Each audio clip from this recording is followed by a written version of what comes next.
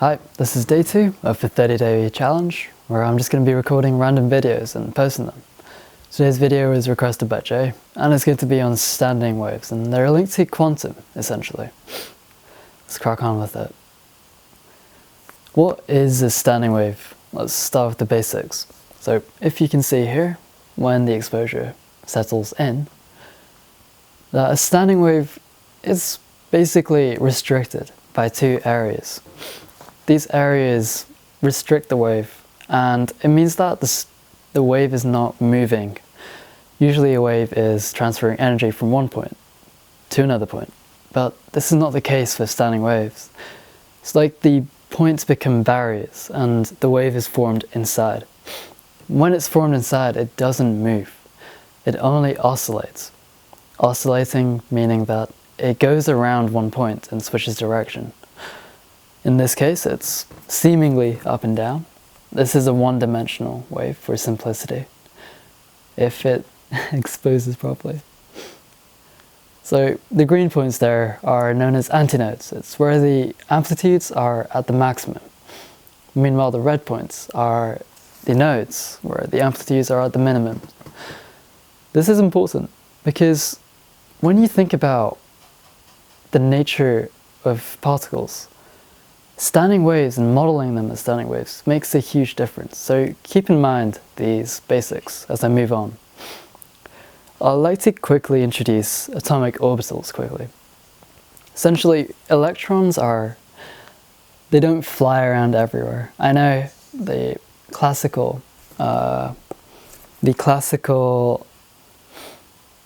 example is a circle, dot in the middle, which is the nucleus, and electrons whizzing around.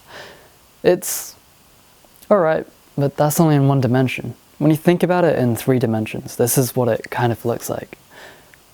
Now, the reason why these orbitals exist is covered by the Pauli exclusion principle, but I'm not going to cover that in this video.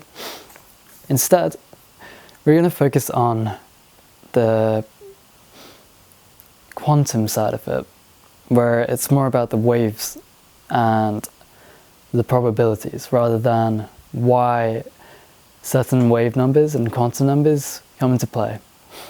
Now, if we take a simplified model of an electron and an atomic nucleus, in the middle, presume there's the nucleus, and the waves on the outside are the standing waves.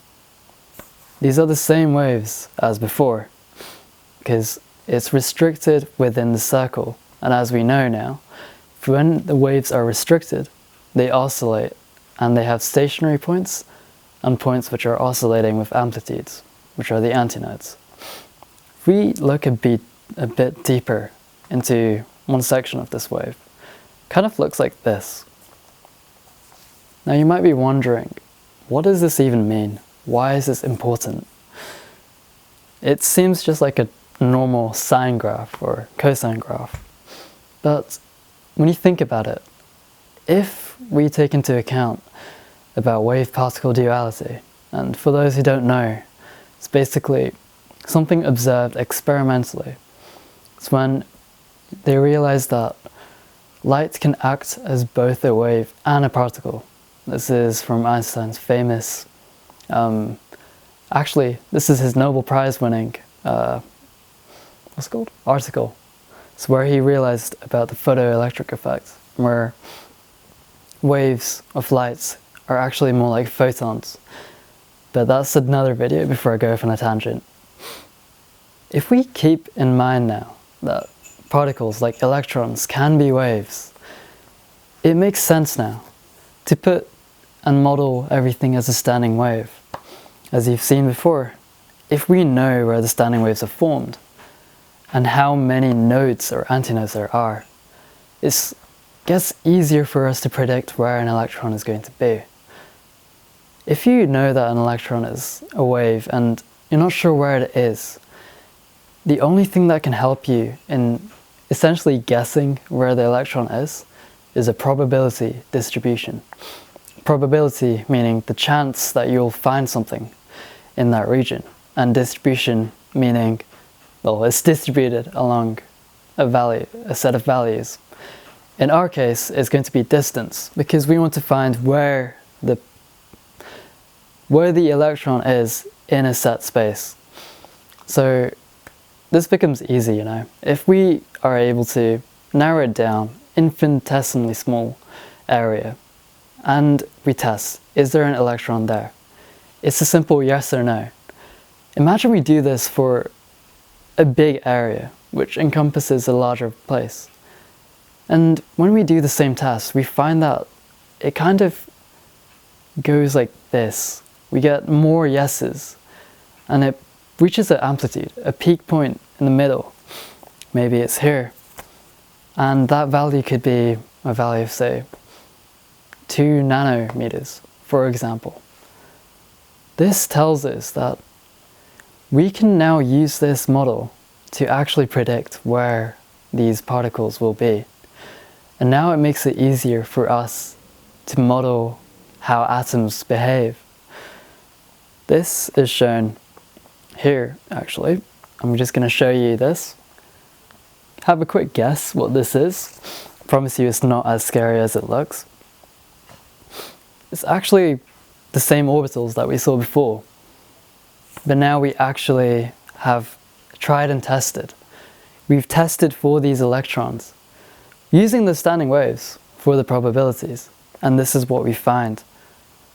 The theory matches the experiments. That's the beauty of it. Something so simple as standing waves can give us such a good understanding of nature. There are other important reasons why standing waves are so useful, and it's mainly to do with quantization. Well, that's what quantum means.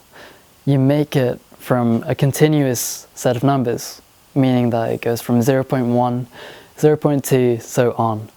And you convert that data into integers, being 1, 2, and 3, whole numbers. That is what quantum is about. When you know how many wavelengths there are, that makes it discrete. Discrete being integer numbers, as I said before. When you have discrete numbers, it just becomes so much easier to model things.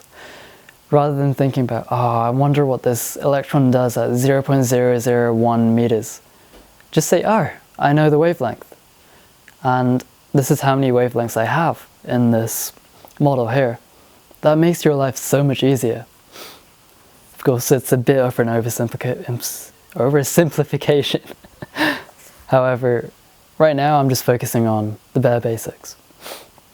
Eventually, this theory is evolved into helping out Schrodinger's equation. I can't go over that in this video since it's already been 8 minutes, but I will make sure to do another video on that if that's of interest. Either way, to sum it up, standing waves are useful because they help us quantize things. Just realized I forgot a really important point, and it's one equation. Some of you may know this from the photoelectric effect. It's E equals hf. I will make sure to go over this in another video.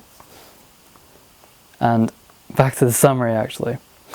Standing waves are important for understanding how orbitals work and why electrons are, well, hard to find in the first place, but how to make it easier to find them. Because electrons are going so fast, you can't track them. So you have to rely on understanding where they're most likely to be found with these probability distributions that we see and can model using standing waves. And this helps us in developing techniques which allow us to extract more from our experiments rather than wasting time. Hope this has helped you. Thank you.